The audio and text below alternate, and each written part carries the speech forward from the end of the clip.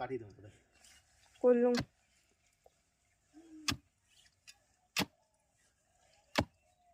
তোর কপি না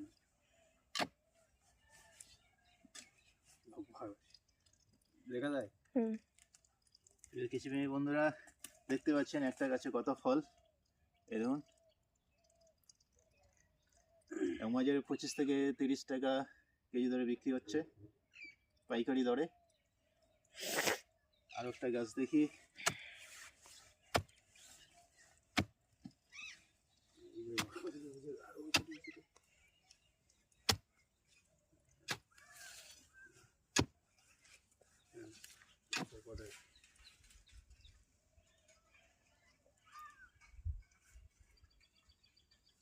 এই দেখুন কৃষিপ্রেমী বন্ধুরা